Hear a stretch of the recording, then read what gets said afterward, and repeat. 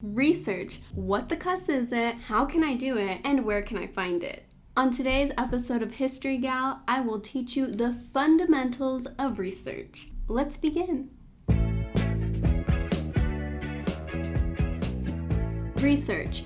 Is it when your Uncle Beat Bop posts anti-vaccine rhetoric on Facebook? Or when scientists in white lab coats make potions in beakers? Or whatever they do. Well, today we are specifically looking at academic research, which is when people investigate a problem or situation, generally by looking at data, studies, or just reading what other researchers have concluded about a specific topic. They're using journal articles or academic literature. It can be anything. There is no meaningless research. If there's a topic you've ever wondered about, chances are somebody has probably written a journal article about it. I'm looking at you, obscure journal article.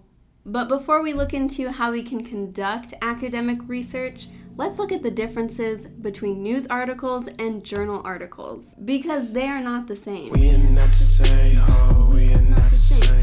We are not to say, oh, we are not to say. News articles are made for the general public. They are found online through search engines like Google, Bing, or through news outlets like CNN, Fox News, or your local TV station. They're written by journalists that are, for the most part, not experts in whatever they're writing about. These articles are great for understanding the general topic and for keeping up with the current times. Journal articles, on the other hand, are written about very specific topics by experts in that specific field. These experts are either trained traditionally or have higher degrees in that field. Journal articles go through extensive reviews and even have a process in which they're approved. They are approved by other experts in their field, their mentors, their university, and even the publication they go through. Shout out Reviewer 2! You would use a journal article to supplement your research, write an academic paper, or even use in your dissertation. Alright, so now that we've established that we use journal articles and academic literature for research, where the heck do we find it? Some of you might be thinking, well, the library down the street has all the information I could ever need. Thanks to our special aardvark friend. Having fun isn't hard when you've got a library card. That's right. But the library probably does not have the academic books you're looking for. Because honestly, there's not a demand for it. Your neighborhood 5-year-old kid, probably not trying to understand the complexities of the US-Mexico border. Your local library houses materials that probably mimic Barnes & Noble's.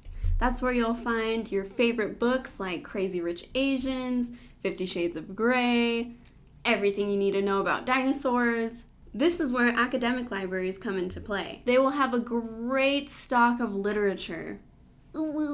But in the sad reality of academic colonialism, some academic libraries are not open to the general public or do not give full access to the public unless you are a student or faculty member of the university. So before you make the trek all the way to your nearest university, just call them up, call the front desk, and ask. Chances are they probably do provide to the public. Okay, so now that we're all on the same page, I've compiled a list of websites that offer free or reduced price journals, books, textbooks, and other research materials. Alright, so first, Google Scholar is kind of like the Google search engine, except it only shows journal articles and academic books. If you go into the search bar and just type up a topic that you're interested in, like the word Chicana, there will be a whole list of journal articles that you can browse through. You do need to sign into your Google account or make an account to view these. Alright, next up is JSTOR. JSTOR is the most used in academic spaces. You do have to create an account, and it will only let you read 100 articles per month, unless you are a student. The benefit of JSTOR is that you can refine your search. On the left-hand side, you'll see a column where you can weed out if you only want to see journal articles, or if you want to see book chapters, or even research reports. All right, next up is WorldCat. So WorldCat is a search engine where you can look up any book or topic, and it will tell you where the nearest library is that has those materials. So say I want to look up Chicanas in art. Then there will pop up a bunch of books and it'll tell you all of the libraries in the nation where that is. And you can even enter in your zip code so that you can find what library it is closest to you. You can even put your book on hold through this website. Bigwords.com is a place where you can find reduced prices on books and textbooks. So if you don't want to spend hundreds of dollars on your course textbooks, or if you just want to read for fun but can't find it at Barnes & Noble's, or it's a bajillion dollars on Amazon, go to bigwords.com. Next up, we have Freedom Archives. It is an independent archive based out of San Francisco, and it houses audio and visual and print media from the progressive movement era of the 1960s and 70s. So if you're like me and you're humanities based, check out Freedom Archives. They have a bunch of great stuff, and if you ever have the chance to donate to them or support their work, please do. Alright, this last one is University Archives. Every university has an archive, and sometimes they digitally upload what they've archived. So going to my alma mater, we can see that their archive website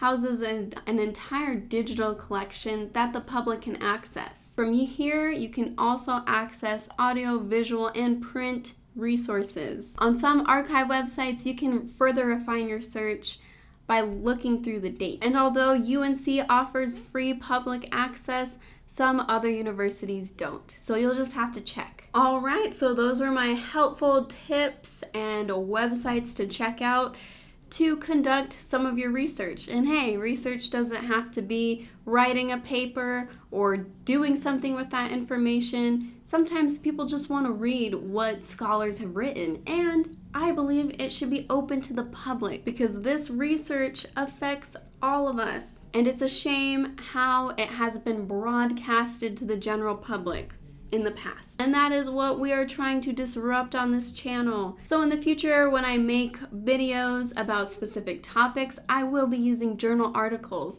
and I will only use ones that are free. I'll link them down below so that you all can follow along with me, maybe make some of your own annotations, and we can have a chat in the comment section. But yes, go forth and use your knowledge.